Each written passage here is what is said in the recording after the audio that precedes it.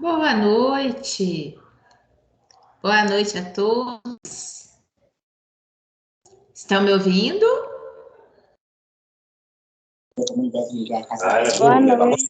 Boa noite. Ei, boa noite, Daniela, Raquel. Tudo bem com vocês? Tudo. Sim, com você.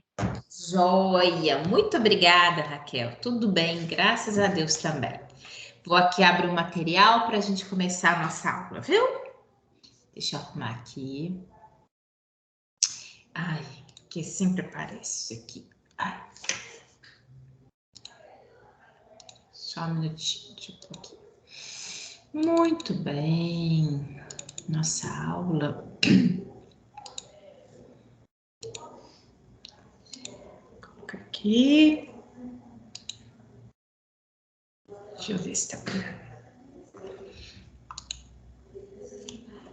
Está aparecendo para você, gente? Material. Tá sim, professora. Ah, ótimo. Muito obrigada.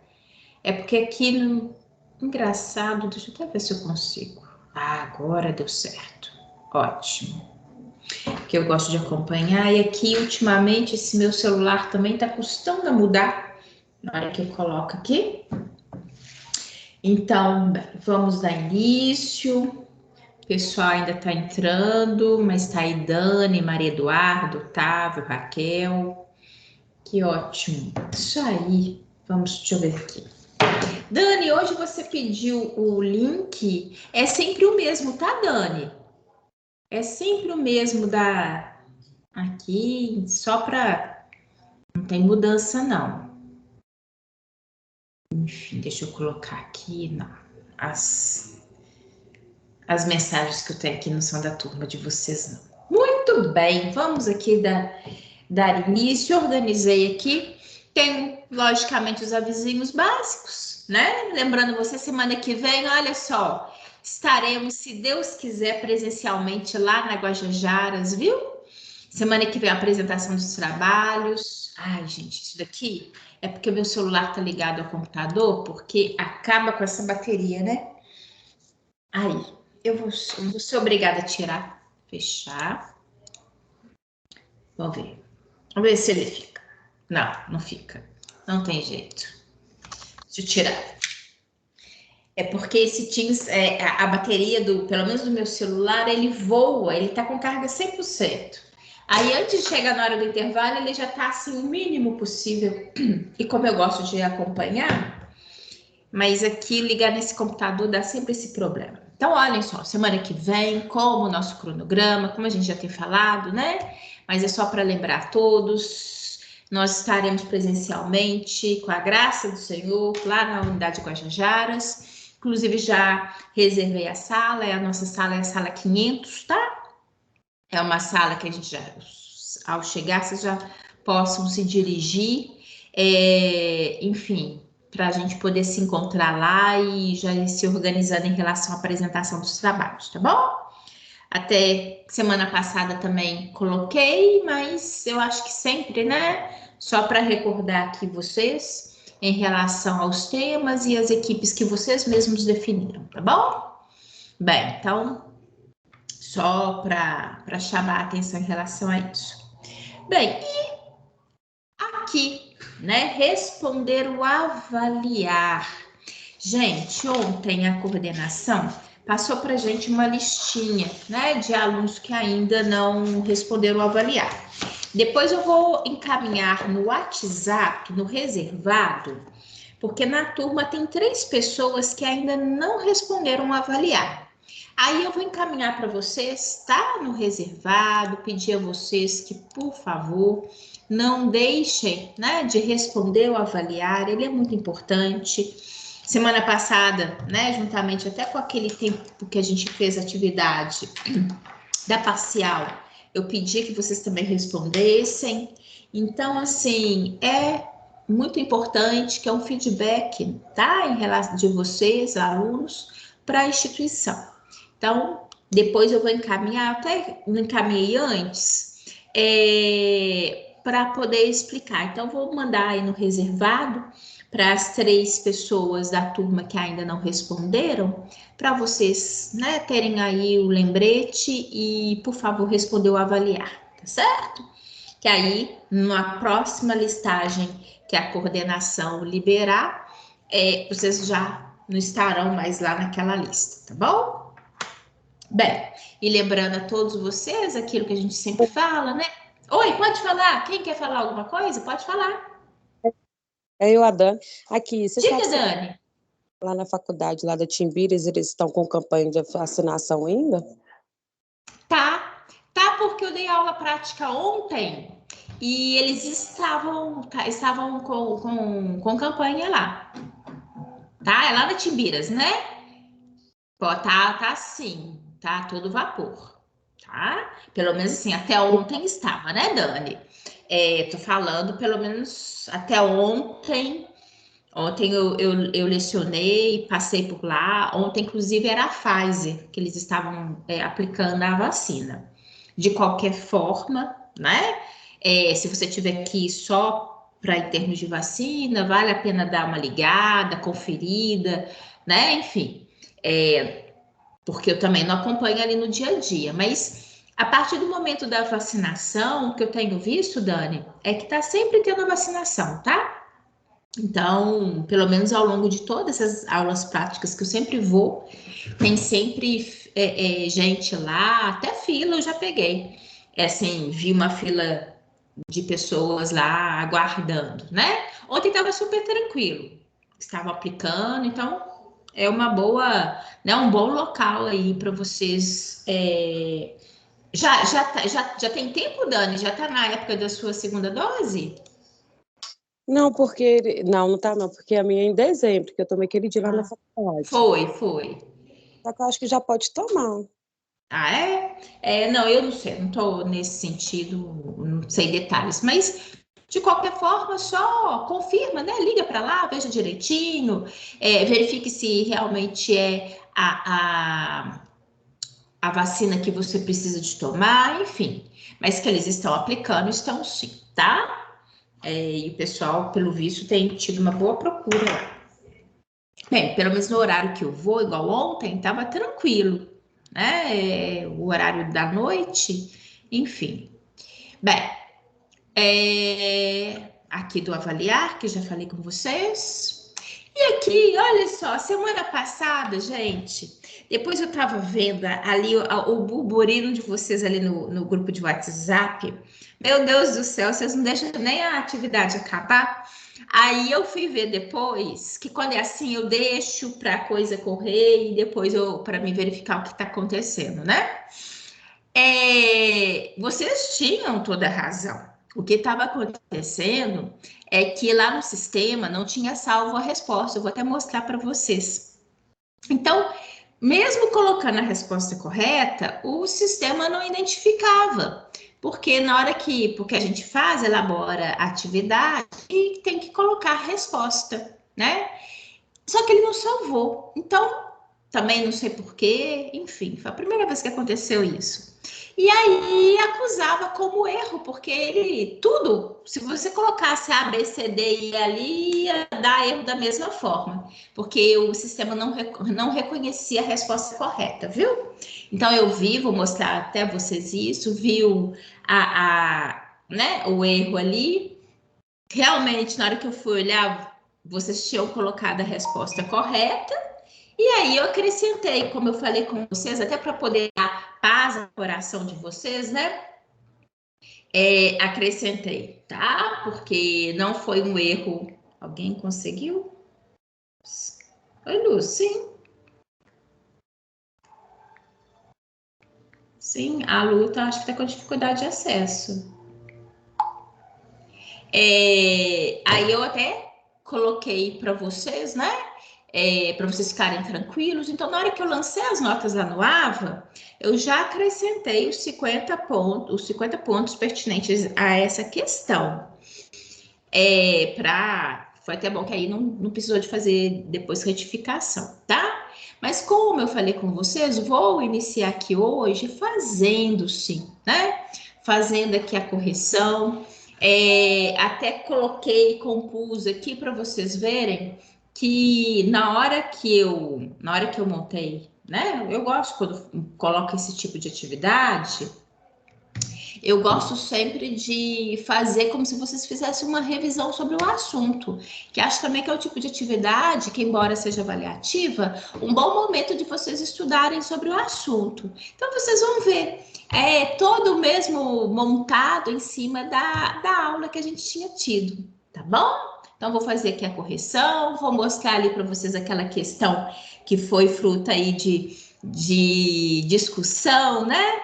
Mas vocês estavam certinhos, era realmente uma situação de sistema, tá bom? Mas como foi erro meu, logicamente, sempre eu faço isso, né? Quando porventura tem alguma questão de erro ali na prova, eu assumo o erro e ninguém fica prejudicado em relação a isso, não, né? Mas eu vou explicar aqui, vou colocar a resposta correta para vocês, que isso foi importante em termos de aprendizado, né?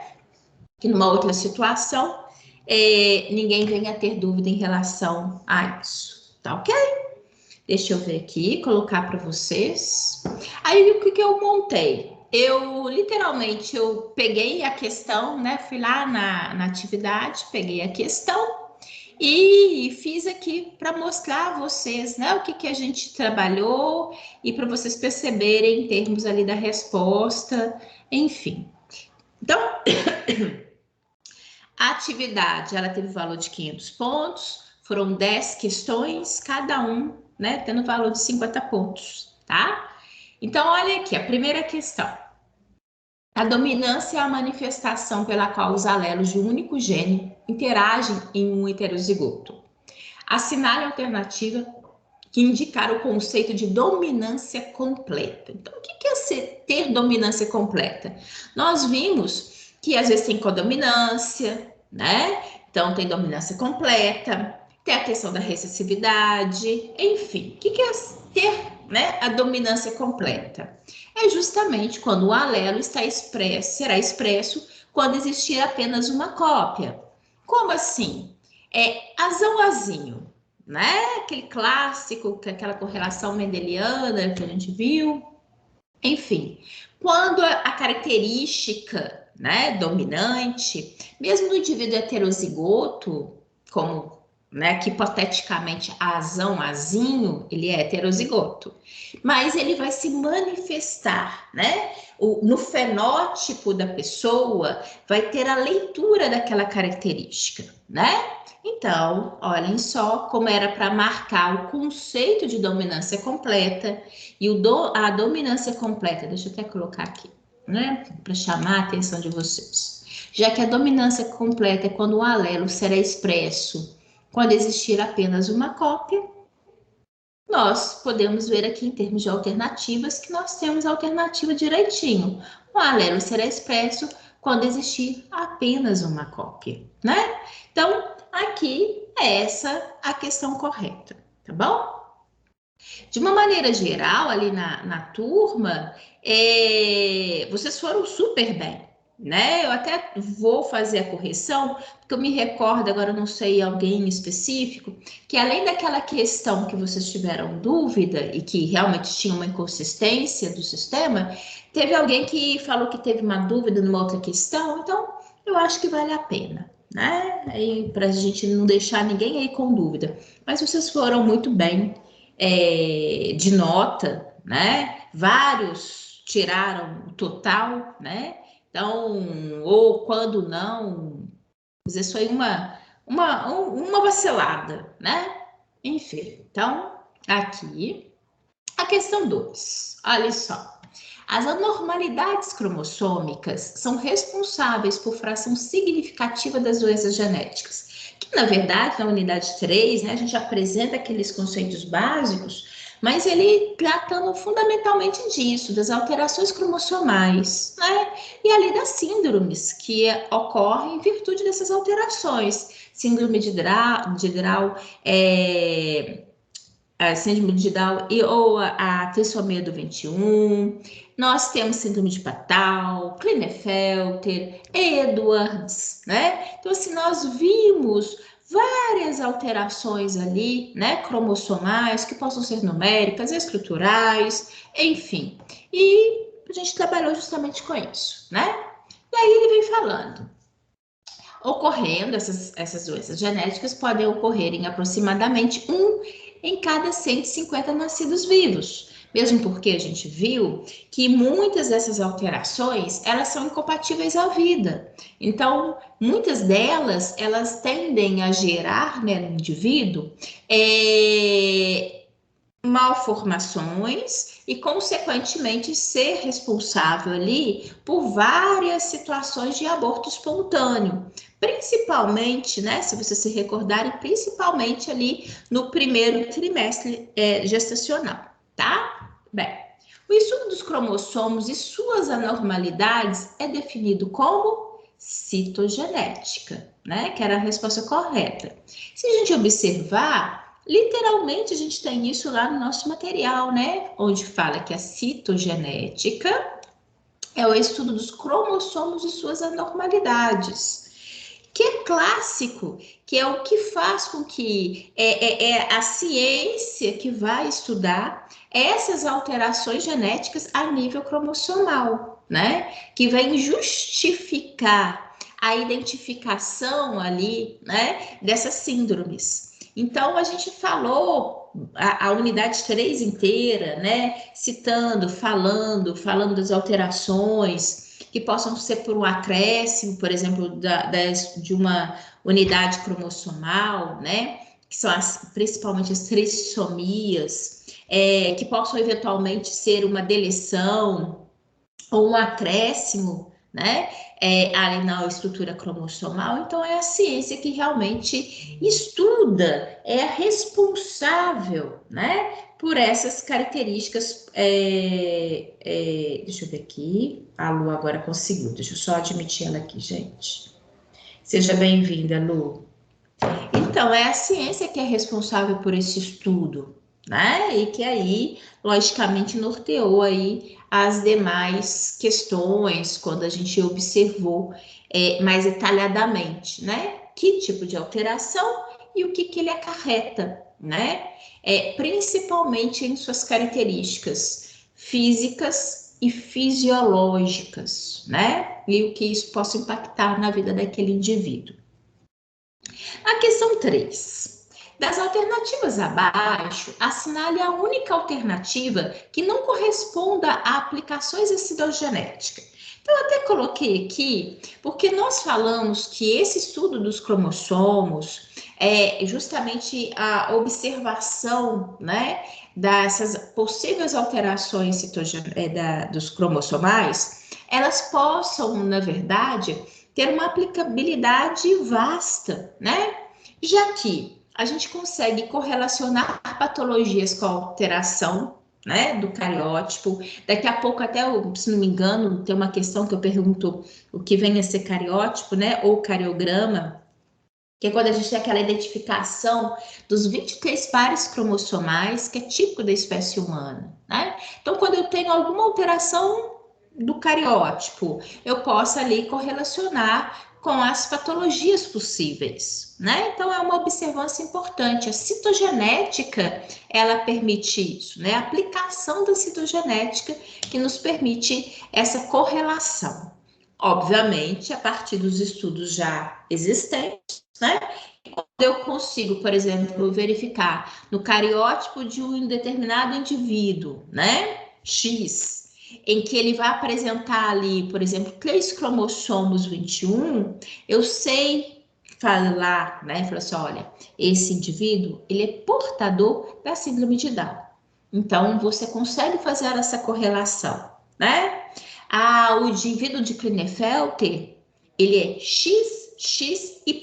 Então, você vai ver todos os 23 pares cromossomais, sendo que o 23º, que é aquele responsável pela característica, né, sexual, ao invés de ter um cromossomo X e ter um Y, a gente vai observar 2X e um Y, né? Então, aquele indivíduo é do sexo masculino, porque ele tem o Y, mas ele vai ter características sexuais secundárias femininas, crescimento da mama, estrutura peniana, saco escrotal, às vezes um pouco mais diminuto, a ausência, né, do pelo, que é característico da espécie masculina, enfim, a gente faz essa correlação. É possível também, através da citogenética, realizar o diagnóstico pré-natal, né? Até a gente, no finalzinho do nosso conteúdo, a gente faz aquela correlação em que possa se observar durante o pré-natal, né? A análise. Se porventura aquele indivíduo ele tem probabilidade de ter alguma síndrome, né? Então, se faz isso no pré-natal. Tem o período certo, né? Por volta da 11ª semana gestacional, em que se observa, né? Se tem alguma alteração associada a alterações morfológicas também, né? Então, é uma aplicação vasta da citogenética nesse momento. Existe a citogenética do câncer, que é analisar nas alterações cromossomais uma maior perspectiva, né, maior susceptibilidade do indivíduo a ter manifestações tumorais malignas, né? Aqui a gente não desenvolveu muito em relação a isso, por quê? Para a gente aqui, nós trabalhamos com a genética muito também na perspectiva, o próprio nosso livro, né, leva nesse ponto, na perspectiva até mesmo da atuação da genética frente ao dia a dia de vocês na prática. Da profissão, né? Então a gente trabalha com as síndromes, porque são pacientes que eventualmente possam estar, né, nas clínicas ali, precisando do apoio e identificação de vocês também. E quando se fala de oncologia, é um assunto que é desenvolvido numa outra disciplina que vocês também têm, né? Que é a morfuncional do sistema imune hematológico, que na unidade 4 lá a gente fala da oncologia. Então é um assunto que a gente citou aqui, mas que a gente não desenvolveu dentro da genética nessa perspectiva, porque já existe um campo, né, dentro do curso onde se direciona mais para esse aspecto, mas que a citogenética é aplicada. A gente também viu que a citogenética ela é aplicada para entender também as situações de aborto, né, espontâneo. Inclusive, eu sempre chamo a atenção de vocês em sala de aula para essa possibilidade, para essa situação, porque eu até sempre comento, gente, eu acho que é importante a gente, no momento oportuno, né, que é, por exemplo, numa sala de aula, no momento desse, onde a gente tem como assunto, né, esse ponto, chamar a atenção de que, infelizmente, isso acontece mais frequentemente do que a gente imagina, né? Muito porque, às vezes, quando acontece conosco, existe todo um envolvimento e um sofrimento muito grande. E, às vezes, a gente acha que só aconteceu com a gente, né? Infelizmente, não. Existe essa possibilidade. O que a gente tem que ter cuidado é que, lógico, aquelas recorrências de muitos abortos espontâneos que ocorrem no único casal, logicamente isso tem que ser avaliado com maior critério, né? Mas é uma situação que eventualmente alguns errinhos possam acontecer ali durante o processo, né? E que possam justificar a ocorrência de abortos espontâneos. E a citogenética, ela ajuda a gente a entender um pouco dessas ocorrências. Inclusive, essas alterações cromossomais, como eu já falei anteriormente para vocês, elas são as principais responsáveis por cerca de 50% dos abortos espontâneos que ocorrem no primeiro trimestre, né? Então, todas essas situações aqui são situações em que a gente consegue verificar a aplicação da citogenética. E aqui na questão, né, peço para vocês identificarem a única alternativa que não corresponde. Então, tem o diagnóstico pré-natal, tem que correlacionar patologias com alterações, tem a citogenética do câncer, tem estudo do caso de abortos espontâneos e cura de doenças. Não, né? A gente, na verdade, a citogenética ela ajuda a gente a identificar o porquê das alterações, o porquê de alguns processos patológicos e não uma situação de cura, né? Então, aqui nessa questão, a que era para marcar, que a única que realmente não corresponde, seria essa. Deixa eu ver. Oh, Maria Eduarda chegou a sair. Caiu a ligação. Ok. Tá ela de volta aí, Maria Eduarda. Seja bem-vinda. Bem, ó, qualquer coisa, viu, gente? Porque aqui, quando às vezes vocês pedem para admitir, faz um barulho para mim.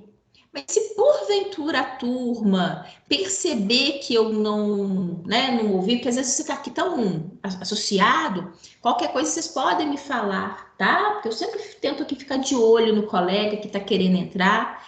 Então, qualquer coisa vocês me falam, por favor, tá?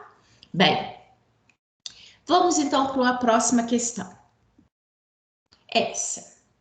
Aqui, né? Olha só, vou pegar a imagem justamente para chamar a atenção de vocês. Em questão passada, a gente falou, né? Cariótipo ou cariograma.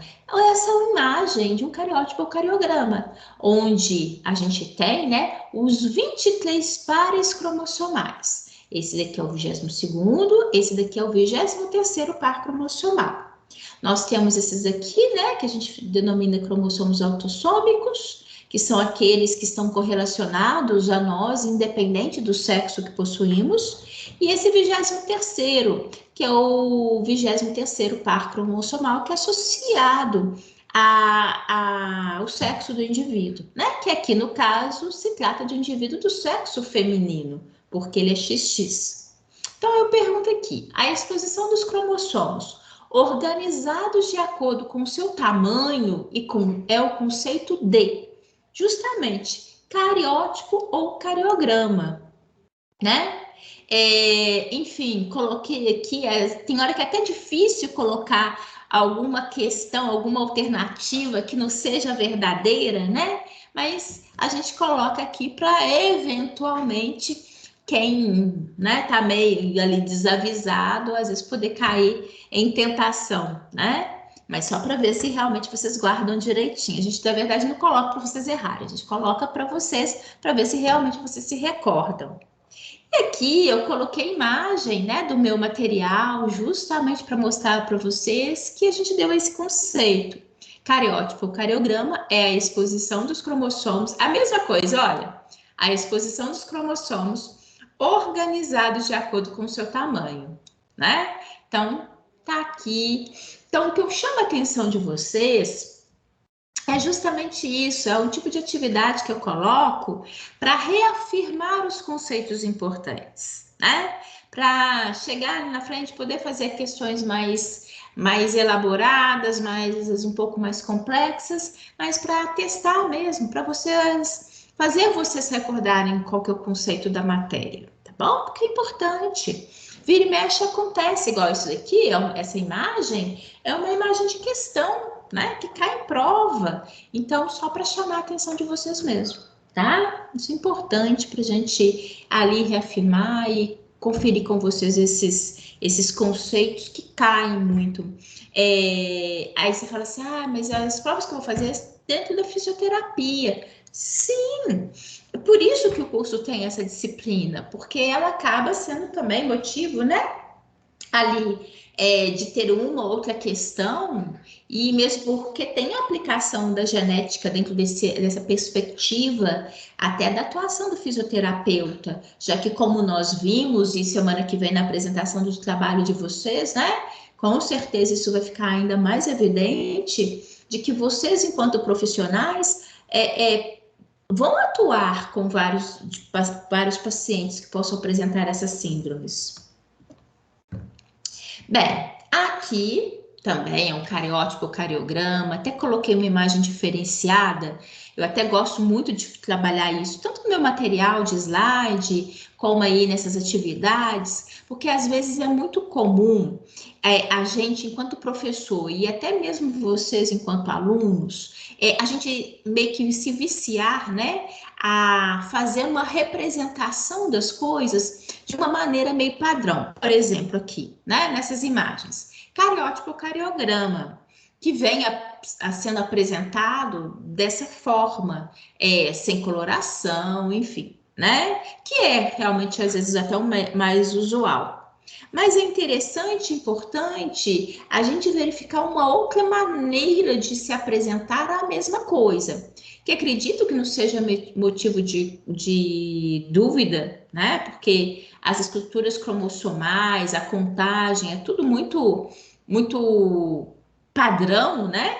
Mas, de qualquer forma, vale a pena a gente reforçar isso, porque eventualmente existem questões que vocês possam se deparar que o que às vezes possa ser para o aluno difícil é identificar, olha, está apresentando aquilo que eu já tenho costume, mas está apresentando às vezes de uma maneira diferente, tá? Então aqui, podemos fazer a análise cromossômica a partir de, exceto, né?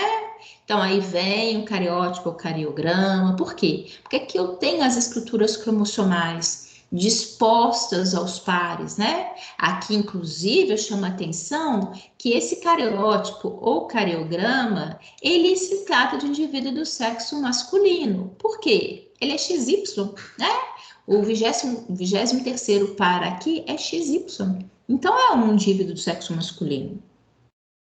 E aí eu até coloquei para vocês, essa pergunta, ela foi inspirada, né, justamente nesse slide, onde eu cito para vocês onde podemos fazer a análise cromossômica. E aqui eu vou ser sincera com vocês, rolou uma pegadinha, né? Mas é interessante que essa pegadinha eu fiz por vários pontos, porque quando a gente fala, né, medula óssea, medula espinal, às vezes tem erros aí, né? Então eu fiz, foi uma pegadinha meio maldosa para você verificar. Por quê? Tem no sangue periférico, aqui citado? Tem no sangue periférico. Tem fragmento de pele? Sim, tem no fragmento de pele. Tem no líquido amniótico? Sim, tem no líquido amniótico. Tem em situações nos tumores, que aqui eu não acho que eu não vou conseguir nenhum. Aqui, porque aí é onde pega o meu negócio aqui. Sim, tem na situação dos tumores. O que não tem, né? Porque aqui tá aqui o exceto, então o único que seja negativo, o único que seja falso é que vou até mudar aqui a cor para chamar a atenção de vocês. É que medula, né? Podemos fazer análise cromossomal em medula óssea, né? E não medula espinal, que são coisas distintas, né? Medula óssea, aquele canal central da estrutura óssea, onde eu tenho ali células, né? É um local de produção de células sanguíneas, tá? Medula espinal é a medula do sistema nervoso central, tá? Então, rolou aqui realmente uma pegadinha nesse sentido, para realmente pedir, te chamar a atenção quanto a boa leitura, né? Porque eu vou ser sincera, às vezes você só de bater o olho assim, medula, você acha que é a mesma coisa. Mas é até mesmo para você perceber, chamar a atenção sua enquanto aluno, né? De que tem essa diferença, que é gritante, que é muito importante, né? São situações completamente distintas, mas é para realmente chamar a atenção do aluno, tá? Bem, vejamos. Essa é a questão do bafafá, né? A questão do bafafá ali no WhatsApp, em que vocês estavam, o que eu peço a vocês estão completamente certos em destacar quando se acha que tem alguma questão que não seja muito legal na prova. Eu acho até bom vocês falarem sim, mas eu só faço aqui com vocês um convite de uma observação enquanto professora, quando é assim, manda um WhatsApp, conversa com o professor, até mesmo no presencial, ali, né, no reservado, porque aí o professor pode analisar e verificar, né? É melhor do que eventualmente, ainda mais essa situação de WhatsApp, sem querer ali no seu argumento, você acaba dando resposta correta. Então, aí no final, tem um tantão de gente que marcou que é a resposta correta, e às vezes você não sabe se a pessoa marcaria mesmo ou se é porque de alguma forma, né, foi citado. Então, é isso que eu peço atenção a vocês. Podem e devem mesmo, até bom. Por quê? Vocês fizeram chamar a atenção de uma coisa que não, né, realmente, como eu falei com vocês, não tinha que, olha, dava até para vocês perceberem. Deixa eu colocar aqui, deixa eu mudar aquele amarelinho, que é a melhor maneira de... Aqui, ó. Ah, mas ele tá bem em cima. Deixa eu ver se eu for aqui geral. Aí, assim eu consigo. Nenhuma resposta correta. Ele já estava, até no print que vocês colocaram lá no WhatsApp, eu já vi o que que era. Nenhuma resposta correta.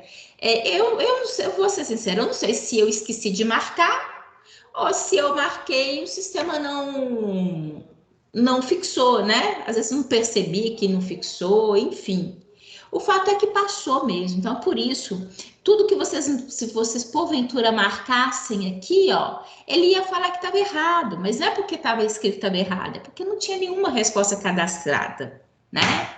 Então, foi disso. Então, é muito bom, tá? Vocês sinalizarem, vocês observarem, né? Mas quando você manda ali, professora, dá uma olhadinha com atenção a tal questão, né? Enfim, e aí a gente evita dessa exposição toda ali da questão, tá bom? Mas aí, como eu falei com vocês estavam certíssimos. A resposta correta é realmente, né, o desenvolvimento normal, porque, olha, vou analisar a pergunta. São indicações para avaliação do cariótipo, inclusive da onde que eu me inspirei. Indicações para avaliação do cariótipo. Aqui, alterações do crescimento e desenvolvimento? Sim, alterações do crescimento e desenvolvimento. Quando a criança tem algum tipo, né, de alteração quanto ao seu crescimento em tamanho, em estrutura corporal, ao desenvolvimento das fases mesmo, né? Quando a gente tem ali um bebê, a gente vai acompanhando aquela criança, e também não é só na primeira, né? Só ali o primeiro ano, não, ao longo do crescimento de um indivíduo, né, e desenvolvimento dele. Quando a gente percebe algum tipo de atraso ao seu desenvolvimento, é importante pai, mãe, responsáveis, pediatra, né, ter atenção quanto a isso. Então, eventualmente possa ser condizente com a avaliação do cariótipo quando tem algum tipo de alteração nesse sentido, né? Atraso no desenvolvimento neuropsicomotor. Sim, lógico, quando tiver um atraso neuropsicomotor, possa ser indicativo de avaliar o cariótipo. Será que esse indivíduo, né, tem alguma alteração, tem alguma síndrome que justifique essa dificuldade, né? Malformações. Sim, malformações estão aqui. Deficiência mental, realmente. Deficiência mental também, né? Mas não se esperava até então todo pré-natal, né?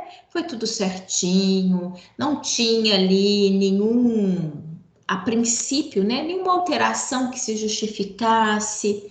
Agora essa criança está crescendo, se desenvolvendo, mas percebe-se, né? Um déficit cognitivo, neuropsicomotor, deficiência mental. Então, isso tudo justifica de fato, né, a avaliação do cariótipo. E, lógico, quando o desenvolvimento está normal, vai se avaliar o cariótipo para quê? Né? Quando o indivíduo está todo sob todas as observações, tudo certinho, né? Então, o que se justifica? Não tem que ficar havendo a avaliação do cariótipo, cariograma, está tudo certinho, né? Então, vocês estavam certíssimos, realmente era para marcar desenvolvimento normal. Peço desculpas, né?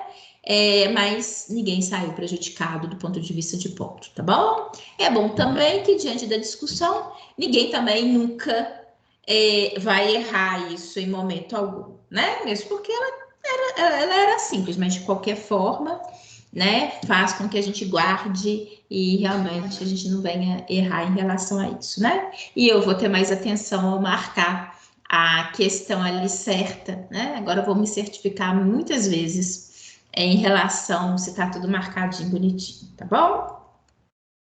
Bem, questão 7, olhem só. Olha, reparem como que eu coloquei imagem de cariótipo ou cariograma nessa prova, né? O que se justifica, afinal de contas, a própria unidade 3, ela foi justamente isso, alterações cromossomais, numéricas ou estruturais, né? Que se faz através da análise do cariograma. Bem, questão 7. As alterações que envolvem todo o genoma, originando células cujo número de cromossomos é um múltiplo exato do número haploide característico da espécie, é o conceito de. Então, até eu chamo aqui a atenção de vocês, né?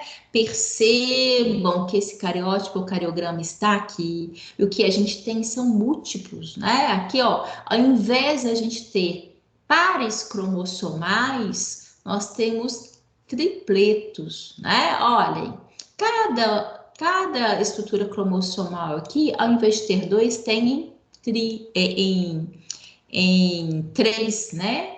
Olhem só, todos, tá? Então, aqui é o conceito de que, justamente, olhem, eu coloquei direitinho aqui, alterações que envolvem todo o genoma, olhem, alterações que envolvem todo o genoma, originando células cujo número de cromossomos é um múltiplo exato, né? Aqui é um múltiplo exato do número haploide característico da espécie. É o conceito de euploidia, tá?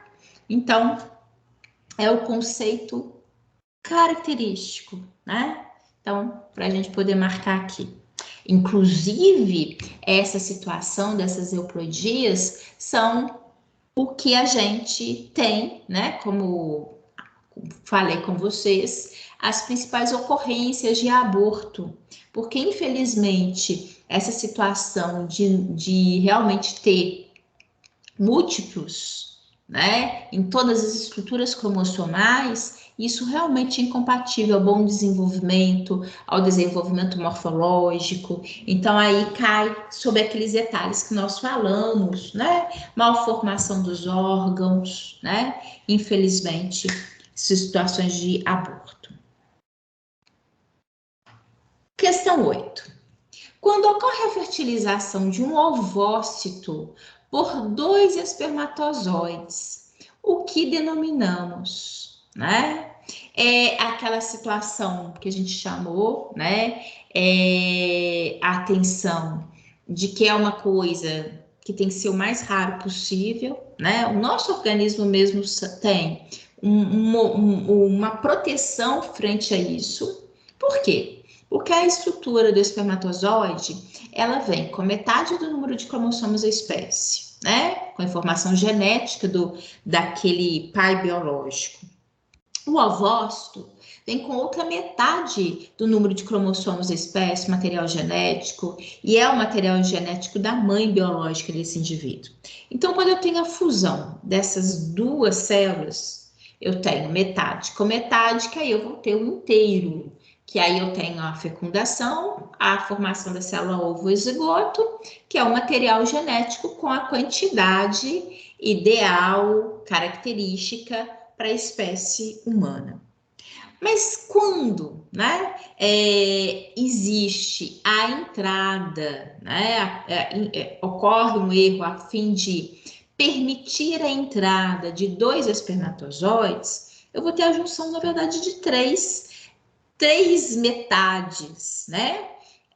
Características da espécie humana. Então, tem um aumento, uma quantidade absurda de estruturas cromossomais, que é um exemplo, né, do que a gente está observando aqui. Essa situação é a poliploidia. E se a gente observar, é justamente aqui, olha, poliploidia, né?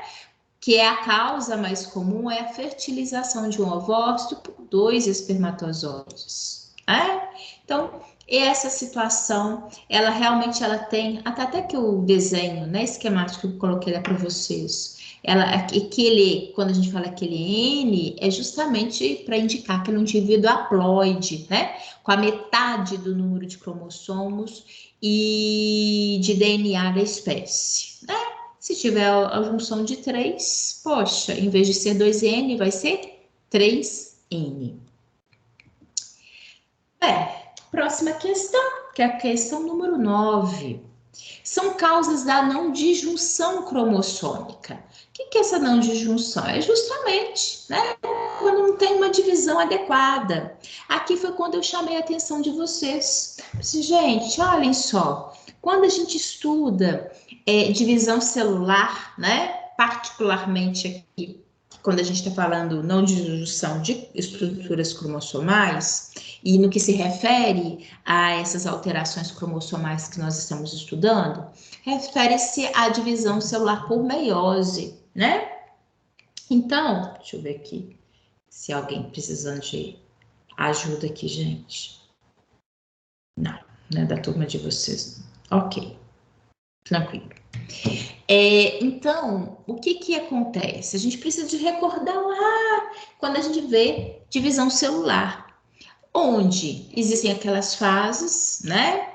Onde a gente tem a prófase, a metáfase, a anáfase, a telófase, todos aqueles detalhes onde tem a movimentação do material cromossomal, né? Enfim, então essa não disjunção cromossômica, ela possa ocorrer, que a gente sabe que ela é toda cheia de detalhes, mas ela, né, que são causas que possa eventualmente promover alguma alteração nesse processo de divisão celular ali, né? Haver uma separação não ideal do material genético. Como vocês podem ver aqui, ó, essa estrutura vermelhinha aqui, ela ficou aqui, ao invés de estar todas duas nesse ponto, né? Aqui, ó, era para ter azul para um lado, vermelho para o outro, né? E foi tudo, o material tudo para um lado só. Aqui, qual que tá o erro? Tá nesse conjunto aqui, né? Onde era para dividir as estruturas cromossomais, um para cada lado, foram 2 para um lado só e o outro ficou sem. Então, isso aqui é uma não disjunção, né? Um processo de meiose, um processo de divisão celular, onde acaba ocorrendo erros. Haverá, né, célula com um número a mais de estrutura cromossomal e haverá células com ausência.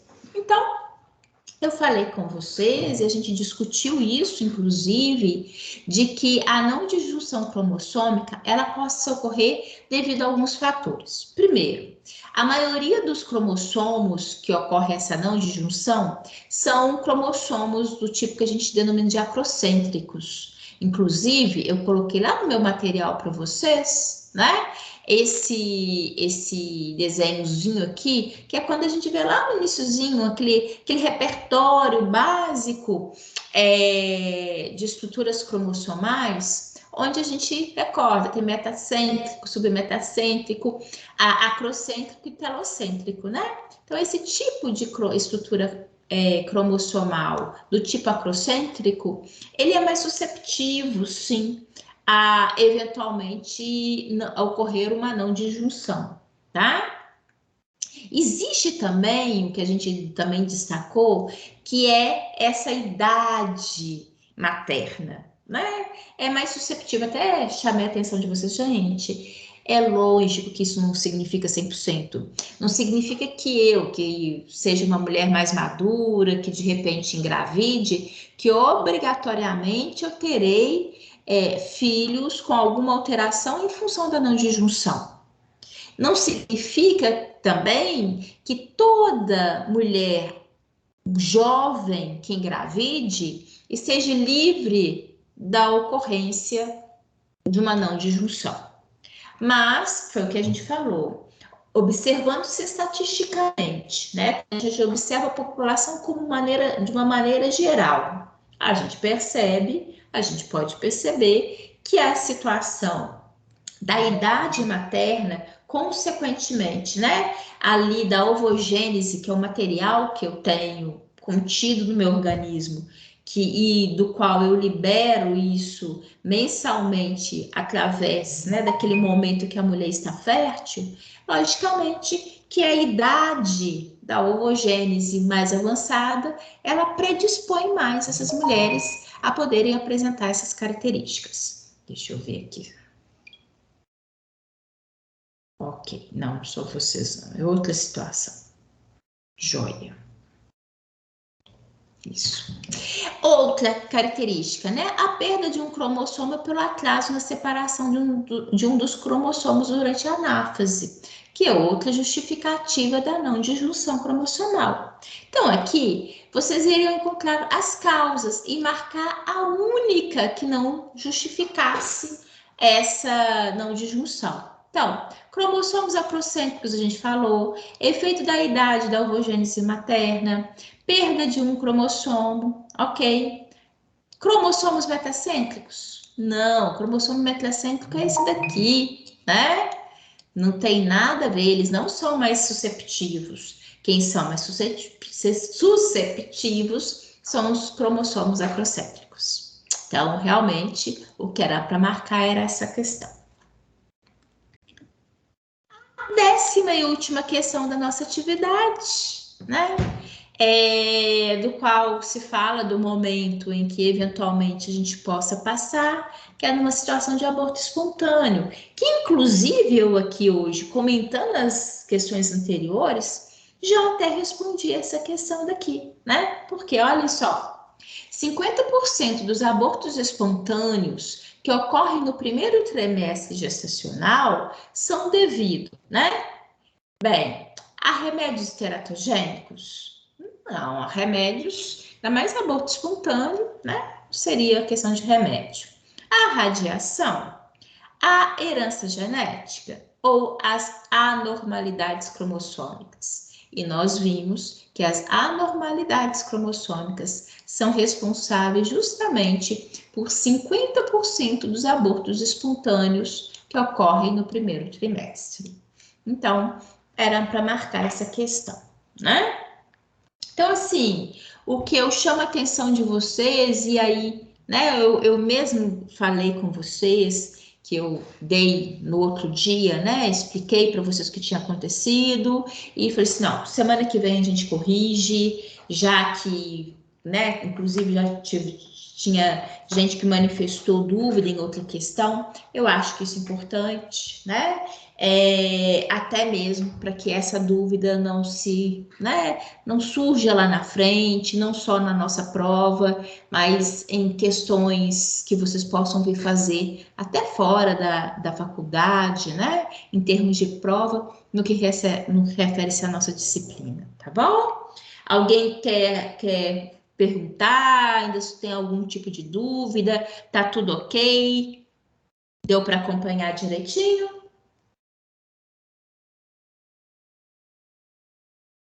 Deu tranquilo. Valeu, gente. Então tá jóia, viu? É isso mesmo. Eu acho que é importante a gente trabalhar com vocês e não deixar dúvida, né? E agora, então, já que tá tudo ok, a gente pode continuar, né? Continuar tranquilo, vocês vão ver o assunto que nós vamos trabalhar agora no nosso próprio, a nossa disciplina, o nosso próprio conteúdo, é uma última unidade assim tranquila, bem enxuta, né? Ela vem fechar para a gente aqui em relação à nossa genética, tá? Vocês vão ver porque eu sempre tento contextualizar ao máximo o assunto que a gente está vendo em virtude ali do dia a dia de vocês, aquilo que vai ser mais aplicável para vocês enquanto futuros profissionais. E eu acho que isso é fundamental e a gente trabalha aqui, tá? Então vocês vão ver, é um assunto que nos faz refletir um pouquinho e eu até faço a vocês o convite disso, né? Percebam que o nosso próprio assunto, que é genética de população, ele nos faz pensar um pouco enquanto nós, né? dentro do universo populacional. Afinal de contas, a gente já viu na unidade passada, inclusive, né, que nós somos diferentes. E que bom que nós somos diferentes, né?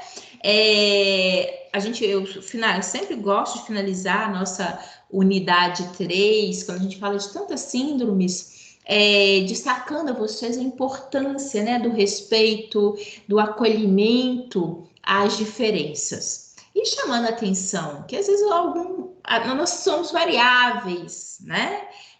Às vezes eu tenho uma dificuldade em umas coisas, outro vai ter dificuldade em outras. Enfim, tem tantas coisas, e é isso que a genética de população faz. Fazer a gente parar para pensar, né? O quanto que a genética, ela nos ajuda em relação a essa diversidade.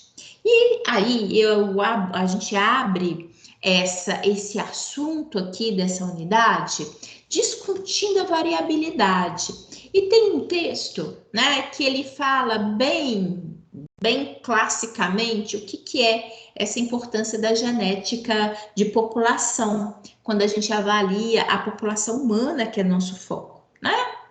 Todos iguais, todos diferentes, a variabilidade genética humana. Então, vocês vão ver até por que ele fala que todos iguais, né? Porque a espécie humana, realmente é muito diferente.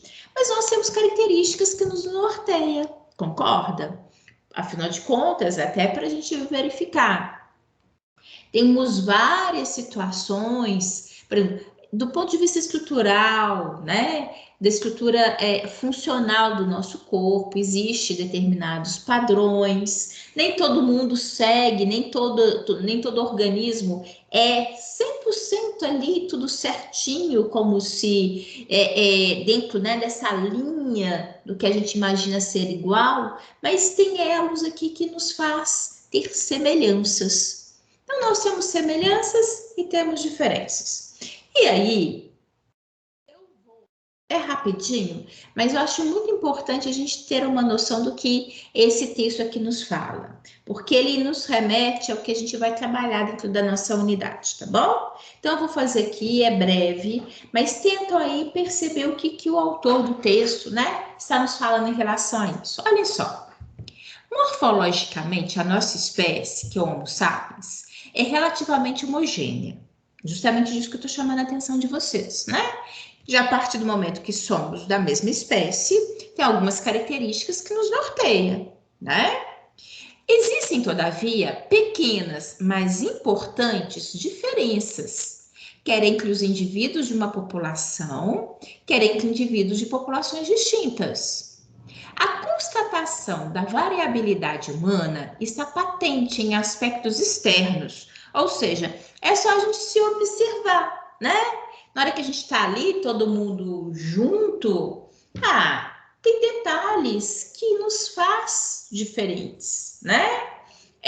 Várias características. Não precisa ser só a gente ali na sala de aula, não. Imagine você dentro da sua família, né? Olha a diversidade. Eu aqui, minha família não é grande, mas eu olho, por exemplo, para os meus 2 filhos, são filhos biológicos dos mesmos pais, mas cada um tem característica particular, né? Tem algo que os une? Sim, tem. Mas existem várias particularidades ali, inclusive externas. Bem, a constatação da variabilidade humana está patente em aspectos externos que se podem referir, por exemplo, à cor da pele e à estatura. No entanto, e apesar da presença de variação nas populações humanas ser inquestionável, documentar e compreender tal variabilidade, bem como suas implicações, tem se revelado uma tarefa verdadeiramente complexa. Na perspectiva da genética, que é o que nos importa nesse momento, os primeiros estudos que tentaram documentar a variabilidade humana datam do início do século XX. Incidiram sobre os grupos sanguíneos, que é o sistema BO. Até nisso, né? Eu sou do tipo sanguíneo O negativo, né? O que é, inclusive, o tipo sanguíneo mais comum dentro dos brasileiros. Mas nós temos indivíduos do tipo sanguíneo do tipo A, do tipo O positivo, O negativo, enfim, tem do tipo B, tem do tipo AB. Então, é um sistema BO, do qual, inclusive, é o que destacou, são pequenas diferentes, mas muito importantes. Tão importantes que a gente sabe que existe ali na hora da transfusão genética, né? Transfusão sanguínea, a importância de fazer uma transfusão absolutamente verdadeira, aquela que realmente precisa ser, né, compatível com o indivíduo que vai ser o receptor do sangue, enfim. Então, isso são coisas que não são novidades. Por isso que eu falei assim, gente, é importante a gente destacar esses pontos, para até para o próprio aluno perceber que existem detalhes que nós sabemos. Isso é variabilidade, né? Existem características e que são muito importantes. Tais estudos forneceram a prova de que os humanos possuem glóbulos vermelhos que diferem em certos caracteres. Estudos posteriores confirmaram o potencial deste sistema ao demonstrar a presença de diferenças nas frequências dos grupos sanguíneos. Tanto é que eu falei com vocês que aqui no Brasil é preponderante do tipo sanguíneo do tipo A, isso do tipo O. Mas isso, por exemplo, existem, é isso que eu ia falar, existem outros países, outras localidades que existem outros tipos sanguíneos que sejam mais comuns, né? Então, essa variação, inclusive, é de acordo com as populações em que a gente vive, ao nosso cercadinho de alguma forma, né? Com o objetivo de documentar a diferença entre as várias populações humanas, recorre-se atualmente à informação derivada do próprio material genético. Em grande parte dos casos, trata-se de porções do DNA, né, desoxirribonucleico, uma macromolécula que pertence à classe dos ácidos nucleicos. Nenhuma novidade para gente. O projeto Genoma Humano, iniciado nos Estados Unidos em 1990, veio revolucionar o nosso conhecimento acerca da informação contida no genoma humano, ao fornecer a sequência completa do mesmo. A partir do conhecimento dessa sequência, o passo seguinte tem sido investigar a variação genômica entre indivíduos e entre populações. Ou seja, a gente já sabe o que é o padrão da espécie humana. Agora, a gente, já que se conhece esse padrão, a gente consegue perceber a variabilidade que existem em diferentes populações. Projetos como o Projeto da Diversidade do Genoma Humano, criado por Cavalli em 1991, tem seguramente contribuído para os avanços do conhecimento da nossa diversidade enquanto espécie. Qual a importância da variabilidade genética humana? O que é possível aprender a partir dela?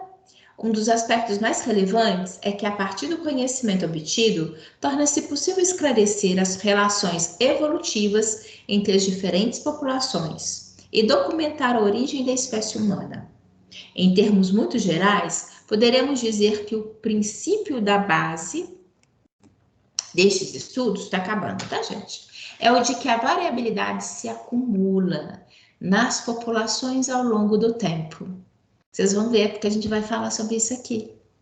Assim sendo, as populações com elevado grau de variabilidade serão, à partida, as mais antigas. Por exemplo, a diversidade genética encontrada nas populações africanas é esmagadora e coloca conjuntamente com os argumentos paleontológicos e linguísticos a origem do Homo sapiens no continente africano. Ou seja, né, estudando, tentando entender a origem da espécie humana, a gente consegue verificar que no continente africano hoje, quando a gente observa a variabilidade genética da população humana lá, é tão grande que eles conseguem fazer esse link, essa constatação de que ali, muito provavelmente, é realmente o local de origem da espécie humana, né?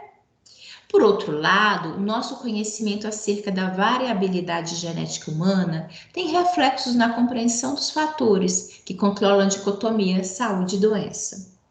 A análise nas várias populações humanas das variantes genéticas associadas a patologias é um aspecto de grande importância. Por que o que eu quero chamar a atenção de vocês? Na hora que a gente fala de variabilidade genética, na hora que a gente fala de genética de população, mais importante do que saber se aquela população é alta ou é baixa, né? Se ela é azul ou ela é rosa. O mais importante, gente, é de repente a gente conseguir verificar que possa existir determinada população que seja mais susceptível a uma doença. Ou se a gente conseguir identificar que existe uma população que eventualmente ela possa ser mais resistente a algum patógeno. Por que é importante observar isso? Porque a partir do momento que a gente identifica, possa ser que a gente consiga perceber ali, né? O que aquela população tem? O que aquele grupo de indivíduos possui que faz conferir a eles uma determinada resistência? Será que isso a gente possa transpor para outras pessoas, né? Então, isso que é muito importante, não é o conhecimento por si só ou pela curiosidade, não. Não é para sair colocando rótulos nas populações, essa população é assim, essa é assada, esse grupo é assim. Não, é para a gente conseguir entender o que é mais importante para a gente, esse parâmetro saúde e doença. Porque é isso que nos aflige, né? É isso que, na verdade, importa. Será que eu posso proteger um pouco mais as pessoas? Será que, imagine, né? A gente hoje olha para trás o que aconteceu da pandemia. Será que nós, né, diante do que aconteceu, entendendo um pouquinho melhor, o que a gente possa sair daí para frente, imaginar em poder amenizar, né? Poder ter amenizado o sofrimento de tantas pessoas. Então é isso que é importante, né? E é isso que justifica a gente falar aqui. Vocês vão ver ao longo da apresentação desse assunto que tem hora, até em termos de imagens, porque vocês sabem, eu gosto de colocar o assunto e pegar imagens ali na internet para ajudar a ilustrar e ajudar a mostrar para o meu aluno o que se refere àquele assunto. Nesse assunto aqui, eu sempre vou focalizar e chamar a atenção para vocês num aspecto que nos interessa dentro da saúde humana, que é o nosso foco aqui dentro da fisioterapia. Mas é inquestionável que esse assunto, ele também é abordado, e vocês vão perceber pelos desenhos. Ele é muito como base de estudo, até mesmo a observação da natureza como um todo. Por quê? Observando às vezes aquilo que acontece na natureza, eu consigo transpor para a espécie humana, trazer para a gente a reflexão desse assunto, né? Porque é mais fácil, às vezes, a gente observar algumas características na natureza de variabilidade, de maior resistência ou não, tá? Então, é um assunto que ele é discutido muito nesse âmbito também.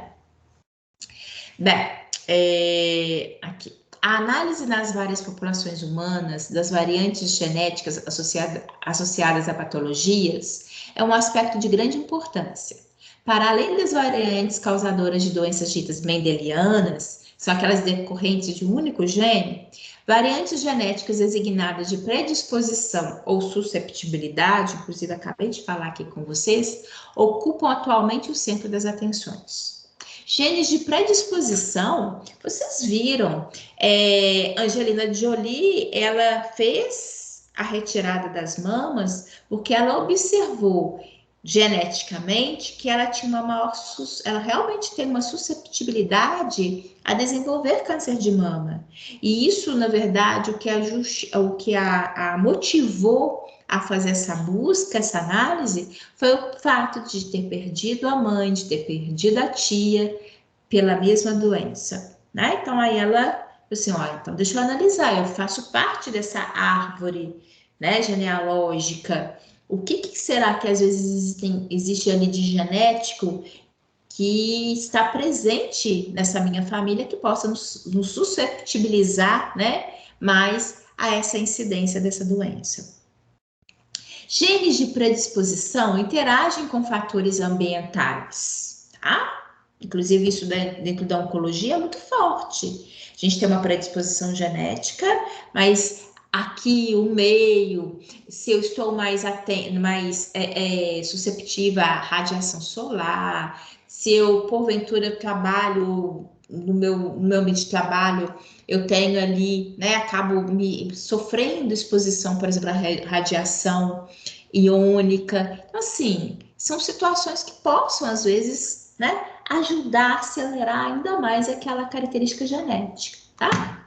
Estando associados a doenças como cancro, como diabetes, como dentro da oncologia também. Diferentes pessoas têm diferentes susceptibilidades à doença, inclusive dentro de uma mesma família, né? A gente observa que no mesmo eixo familiar indivíduos extremamente saudáveis e indivíduos com grande susceptibilidade a várias doenças. E apesar de parte da explicação se poder atribuir a componentes ambientais, tais como a exposição ao fumo, dieta, tem gente que fuma, tem gente que não fuma, tem gente que bebe muito, tem gente que não bebe nada, né? Enfim, existem essas variações. A predisposição genética, ela desempenha também um papel que cada vez mais se crê de grande importância. Tanto é que sempre está aí associado ao estudo da genética também. Variantes genéticas de predisposição, até mesmo de proteção, existem em todas as populações.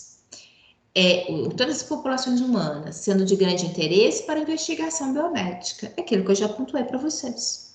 É inquestionável que, enquanto espécie, estamos marcados por uma grande identidade genética. As diferenças do nosso genoma são, todavia, a ser exploradas de forma admirável. Variações entre DNA de indivíduos atuais e DNA extraído dos ossos dos nossos antepassados, tais como o homem Neanderthalers, estão a revelar a nossa história evolutiva. Variantes genéticas particulares observadas em determinadas populações fornecem atualmente pistas que permitem avanços na busca da cura para muitas doenças. Aí, para você, te pergunto, qual a importância da variedade genética humana? O que vocês acham? Por que realmente é importante a gente ter variabilidade? Por que geneticamente um às vezes possa ter uma predisposição, outro às vezes até uma proteção? Por que isso é importante? O que vocês acham? Vocês, além disso, né? Vocês já devem ter visto, lido sobre esse assunto anteriormente. O que vocês acham que seja importante, essa variabilidade? Não estou falando só de características físicas, não. Eu estou norteando mais para esse lado mesmo, saúde e doença. O que vocês acham? Alguém poderia falar alguma coisa aqui para a gente?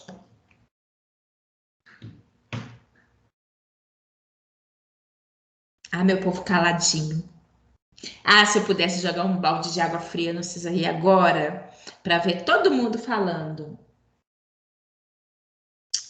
Hã? Olhem só, vocês já pararam para pensar sobre esse ponto de vista de saúde e doença? Se todos nós fôssemos absolutamente iguais, numa situação dessa de pandemia que a gente vivenciou agora, olhem só, poderíamos ser imagine, todo mundo susceptível a realmente, uma vez ter Covid, evoluir para óbito. Poderia, não poderia? Assim como para esse vírus, há todos os outros patógenos que nós somos susceptíveis, né, a adquirir ao longo da nossa vida. Já pensou? Se a gente fosse geneticamente tudo absolutamente certinho, igualzinho, todo mundo igualzinho. Na verdade, não é uma questão de ser certo ou errado, é de ser igual, né? Não ter essa variabilidade genética. Ah, você poderia falar diferente. Ah, professora, a senhora já parou para pensar que dentro dessa perspectiva, a senhora também poderia falar que todo mundo poderia ser altamente resistente e, de repente, ninguém, né, evoluir para situações mais sérias de doença por SARS-CoV-2. Concordo com vocês. Concordo. Já pensou, né? Se todos nós, o mundo inteiro, todo mundo fosse resistente, ia ser muito bom, né? Porque a gente nunca quer nem ter doença e nem morrer. Entretanto, as coisas não acontecem só para o lado que a gente imagina ou para o lado que a gente quer. Se eu estou falando, imaginando uma população toda igualzinha, eu poderei ser resistente para algumas doenças e todo mundo ser, mas também nós seríamos susceptíveis para uma outra doença e todo mundo ser. É lógico que a partir dessa perspectiva, a espécie ela está muito mais susceptível à extinção. Por quê? Na hora que vier alguma coisa, algum micro-organismo ou alguma doença, né, que acomete a espécie, todo mundo for susceptível à doença e à morte, não vai sobrar ninguém, né? Então, é por isso que é importante a gente parar e perceber. Existem, professora, mas dentro desse cenário tem gente que é susceptível, né? Sim, tem gente que é susceptível, tem gente que tende realmente a ter um quadro patológico mais sério e até evoluir para óbito. Mas existem pessoas que sejam mais resistentes. A diversidade ela é importante para a espécie. É lógico que eu estou falando aqui para a espécie humana, que é o nosso objetivo dentro da nossa genética, mas isso é para todas as espécies. A linha de raciocínio confere para nós, Homo sapiens, assim como para todas as demais espécies que existem no mundo, né? Por quê? Susceptibilidade. Tem hora que vocês observam isso até mesmo nos noticiários. Às vezes eles falam, tem uma determinada praga que está numa lavoura, por isso que o preço do feijão aumentou muito, porque numa região produtora está ali com a presença de uma praga e grande parte daquela plantação não está vingando, né? Mas sempre tem ali alguns que são resistentes, que vão vingar, né? Então, isso é importante, o que eu quero só colocar para vocês, contextualizar isso que a gente está verificando aqui, o conceito, a importância dessa variabilidade, né? Mesmo que às vezes em detrimento de uns, infelizmente, eles podem se sucumbir a determinadas doenças e outros a ter resistência. Por isso também que é muito importante a gente aqui, essa variabilidade, ela está dentro da espécie. A gente não tem como escolher, né? E ainda bem, porque aí sim que confere, né, a característica que eu não sei se eu sou susceptível a determinadas doenças ou não, né? E também nem é muito bom, às vezes, ficar sabendo, não, né? A gente tem que ir, mas que a variabilidade ela é fundamental para todas as espécies. E aqui, só para colocar, contextualizar para vocês. Olhem, isso aqui foi uma matéria do ano passado, onde, lembram, quando estava no auge, né, da pandemia, várias situações, tentando ter explicação por que alguns indivíduos, né, que não estavam dentro aquela perspectiva de ser idoso, de ter alguma comorbidade, né? E ainda alguns indivíduos, uma vez com Covid, evoluíam para óbito. Então, olha só, genética, ela pode explicar impacto de Covid-19 em jovens sem patologias anteriores. Então, são situações. E aí você fala assim, Luciene, isso tudo aí já foi provado? Por enquanto ainda não, né? Eu até coloco aqui para vocês, porque é literalmente, a genética, ela pode explicar, né? A gente, no que se refere à Covid-19, infelizmente, a gente ainda está no aprendizado. Tem muitas coisas já aconteceram, muitas coisas estão acontecendo e ainda, infelizmente, ainda vão acontecer. Mas a partir de tudo isso, né, do acompanhamento, de uma análise criteriosa e ética, de estudos de pesquisa, vão poder mostrar para a gente, de uma maneira realmente científica e comprovada, se porventura, né, o que eventualmente posso explicar, né, porque é o que é muito comum às vezes de perceber, falar assim, nossa, mas fulano morreu de Covid, jovem, saudável, é uma coisa que se falou muito, né? Indivíduo que praticava atividade física, ou seja, não era sedentário. E tem gente que infelizmente, né? Covid, ele acabou se instalando e levando indivíduos que fugiam desse padrão de perspectiva, de maior atenção, né? Então, isso é muito importante e eu quero só colocar isso para vocês aqui, porque é isso, né? A genética, é aquilo que a gente vive no dia a dia. É muito comum, às vezes, os alunos falam assim, não, mas a genética é mais difícil. E não, perceba, a genética está no seu dia a dia. O que a gente fala, e eu sempre me preocupo muito com isso, é tentar contextualizar para vocês essas teorias que a gente vê aqui com a prática, né? Inclusive no seu dia a dia, você com certeza, muitas das vezes você utiliza alguns padrões que a gente tem de estudo dentro da genética para se tentar, né, indagar por que que isso aconteceu, isso não era esperado, né? Ou até justificar, não, isso aconteceu, enfim, faz parte às vezes de algumas características que a gente imaginava que poderia, né, ser mais susceptível. Então, isso que eu queria contextualizar para vocês com notícias frescas, né?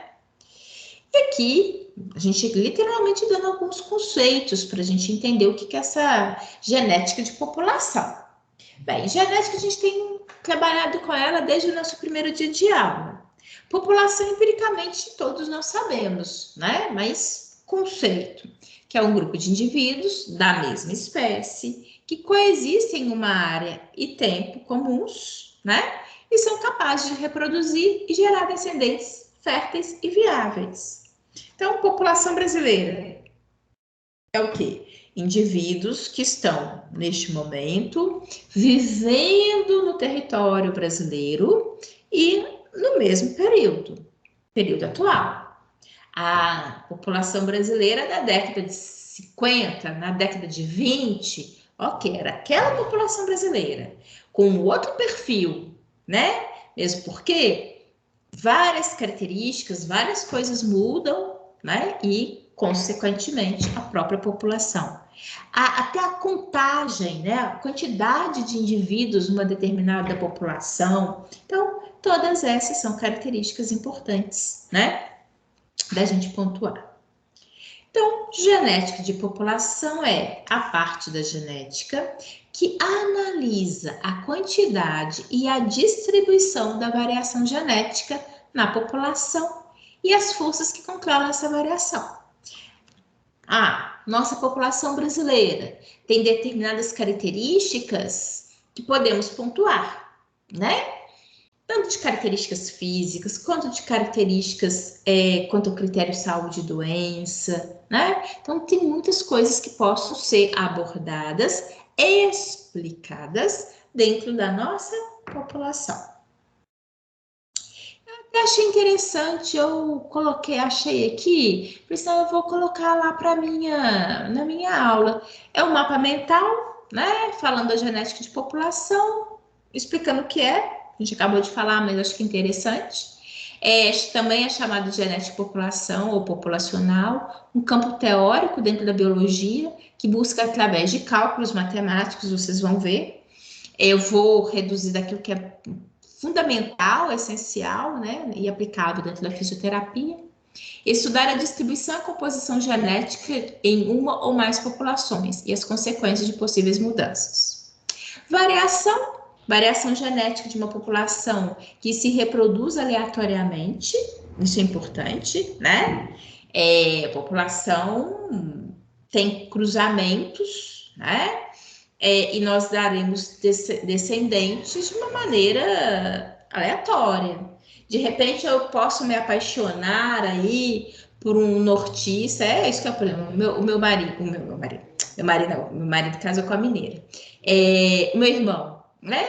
Ele foi para o norte, trabalhou lá um tempo, achou o amor da vida dele, graças a Deus, né? Casou, agora tá aí na iminência do segundo filho. Olha que beleza. Ajudou na variação? Ajudou, por características que ele possuía. De repente ele pegou, né, ali características de um indivíduo que, afinal de contas, nós temos características particulares, familiares, que nos referem a um determinado grupo, a determinadas características regionais, né, que acabam estando aí presentes também dentro dessa estrutura corporal, dentro desse material genético, né? Existem várias influências, ou seja, vários fatores que podem influenciar a diversidade genética dentro de um conjunto de genes. Inclui tamanho da população, já falei, chamei a atenção para vocês, né? Particularmente, hoje em dia, nós temos populações que tendem a ser gigantescas, na sua grande maioria. Mutação, que são aquelas alterações que ocorrem aleatoriamente. Deriva genética, inclusive, o que é deriva? Ela ocorre como resultado de flutuações aleatórias na transferência de alelos de uma geração para uma próxima, especialmente em pequenas populações formadas, por exemplo, como resultado de condições adversas. E aí, eu acho muito interessante, eu coloquei aqui para vocês, porque que a gente fala na deriva genética que ela acontece à semelhança do efeito gargalo. Você, de repente, tem uma determinada população, reparem aqui, que é essa garrafinha cheia de bolinhas amarelas e azuis. Às vezes, essa situação, né, se a gente virar essa garrafa e falar assim, agora a gente vai permitir sair bolinha por bolinha. Na verdade, como o gargalo ele é estreito, ele dificulta a passagem. Então, é isso que a gente fala, ó, de repente eu tenho uma população com a população original, com as características originais daquela população, mas elas são submetidas a uma adversidade. Ó, possa ser privação de alimento, possa ser, de repente, aumento extremo da temperatura, possa ser o inverso, uma diminuição extrema da temperatura. Nem todo mundo consegue, por exemplo, sobreviver, né? São condições adversas, então ele atua como se fosse gargalo, dificultando. A partir do momento que acontece isso, apenas alguns indivíduos que estavam originalmente nessa garrafa vão ficar aqui nessa população do copo. E isso, inclusive, vai fazer com que esses sobreviventes eles tenham até mesmo uma frequência de genes alteradas. Se vocês observarem nesse desenho, antes eu tinha entre azuis e amarelas mais ou menos a mesma proporção. Se eu observar que agora, olhem, nesse copinho, eu tenho muito mais indivíduos com a característica azul do que necessariamente com a característica amarela. Então, a gente interferiu. Eu tenho muito mais azul do que amarelo. Então, as próximas gerações, elas terão esse reflexo, né? Então, é isso que a gente coloca dentro dessa perspectiva. Isso que acontece, por exemplo, dentro, sim, da genética de população. Eventualmente, estamos numa população e aí, né, a gente falou, que apresenta sua variabilidade, que apresenta a sua diversidade, mas podemos ser submetidos a adversidades, em que nem todos sobrevivem, ou que nem todos realmente, né, conseguem se manter. Então, existe ali de alguma forma uma seleção, vocês vão ver disso, né? Isso às vezes interfere em toda a característica daquela população. Aqui coloco para vocês algumas diferenças importantes para a gente pontuar sobre esse assunto, que são, olha só, Genética mendeliana foi aquilo que a gente viu, inclusive, no início da nossa disciplina, na primeira etapa, onde a gente tem ali Mendel, que é o pai da genética, né? Onde a gente trabalhava com azão-azinho, azão-azão, dominância, recessividade, né? Então, nós tínhamos ali essa característica. E a genética mendeliana, ela nos permitia predizer a distribuição genotípica e fenotípica de uma determinada progenie resultante de um acasalamento. Era quando a gente fazia, né, aquele cruzamento, azão-azinho, cruzando com azão-azinho, eu terei, né, 25% de chance de ter azinho-azinho, 50% de chance de ter azão-azinho, mais 25% de chance de ter azão-azão. Isso é genética mendeliana, onde você tem, de uma maneira mais ou menos esperada, a probabilidade genotípica e fenotípica daquela população. Só que, dentro da genética mendeliana, nós vimos também que há a possibilidade da genética codominante, onde não havia uma dominante, uma recessiva. Havia ali uma codominância. Olha só no exemplo. Aqui no caso, Oi, gente, fugiu. Uma joaninha vermelha, cruzando com uma joaninha amarela. E aí, né, como é codominante, não ia prevalecer nem a vermelha, nem a amarela. A gente teve, na primeira geração, apenas joaninhas laranja. Deixa eu até apagar aqui, ó, porque eu tô com o pointer amarelo, para não fazer confusão, né? Se vocês observarem, existe uma diferença tênue que poderia até ser mais gritante, mas teve. E aí, essa primeira geração, né, que teve aquela codominância, não ficou nenhuma que seja necessariamente predominante, foi uma mistura das duas. E sim, na segunda geração, aí eu tenho, né, a possibilidade de ter ali joaninhas vermelhas, amarelas e uma grande porcentagem também de joaninha homozigótica, né, azinho, azão, laranja. Bem, né? E isso que ele chama atenção. Mas e se essas joaninhas vermelhas e laranjas e amarelas, elas vivessem numa mata e pudessem se acasalar livremente entre si? Por quê? Por que ele fala disso? Se observarem nessa situação hipotética que ele coloca aqui pra gente, olhem só, esse cruzamento aqui, ele foi definido.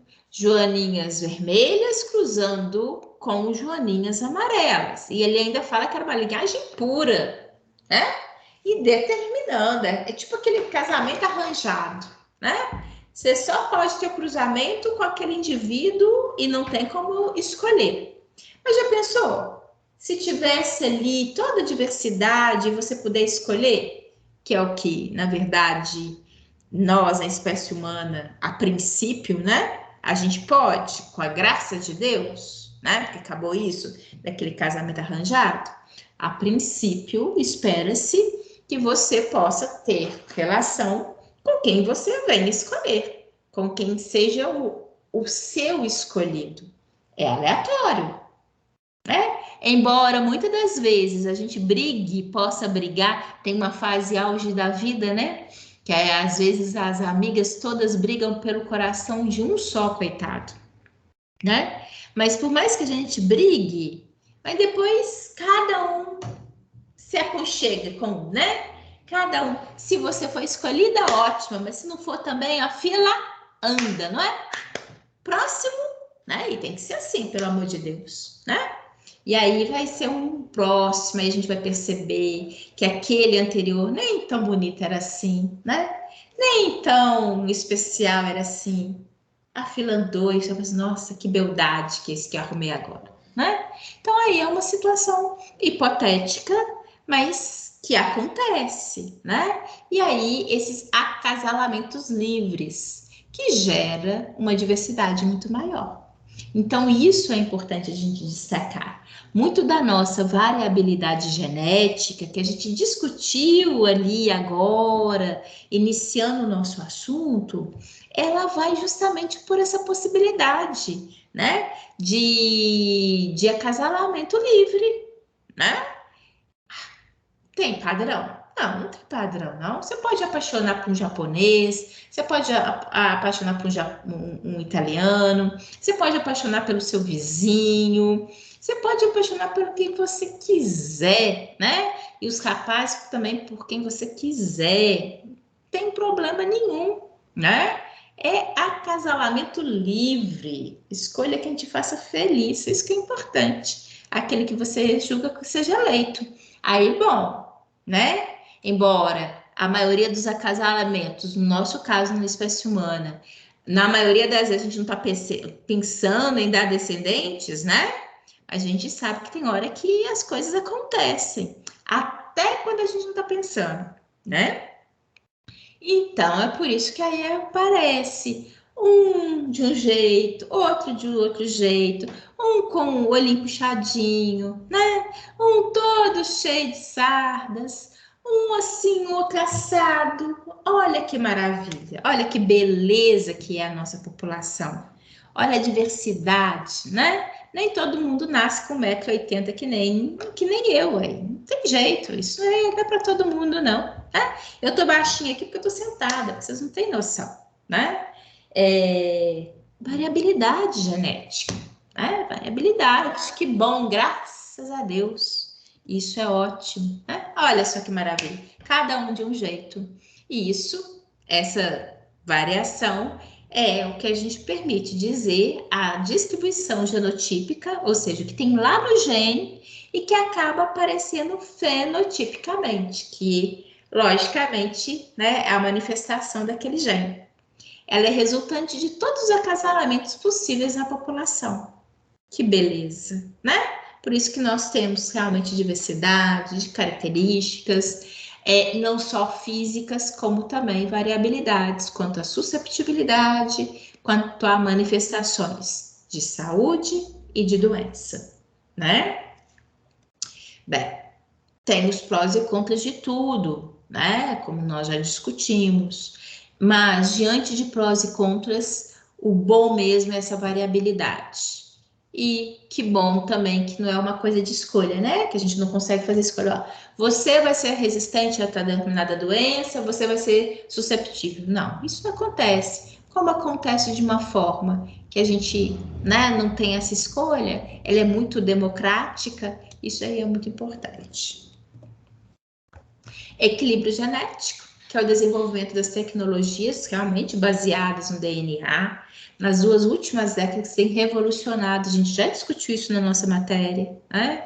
A capacidade de observar as diferenças entre as sequências do DNA entre indivíduos por meio dos seus genomas. Vocês vão ver, até apresentar daqui a pouco, né? Existência de variação do que a gente chama de microsatélites. São pequenas variações, pequeníssimas, mas que eventualmente ajudam a justificar, a perceber a variação, a existência, inclusive, de algumas doenças, né? E isso também, gente, só é possível, isso que a gente está destacando aqui, devido aos avanços que nós tivemos nas últimas décadas. A genética revolucionou muito, né? Eu falei com vocês, na verdade, desde ali o Watson-Crick, em 1953, que daí para cá e cada vez mais com novas tecnologias, com os avanços que nós temos, nos ajudam realmente, né, a encontrar e entender melhor isso tudo. Gente, estou vendo aqui, eu sei que a gente está no nosso horário de intervalo, então vamos fazer o seguinte, vamos dar uma pausazinha, tá? E aí a gente volta já já, a gente dá a continuidade, tá bom? Às 21 horas a gente retorna, aí vocês tomam aquela aguinha, né? Quem sabe vocês voltam querendo participar, falar o que vocês acham de variabilidade genética, a importância, tá bom? Então, a gente volta já já às 21 horas, tá combinado? Beijão para vocês, bom intervalo.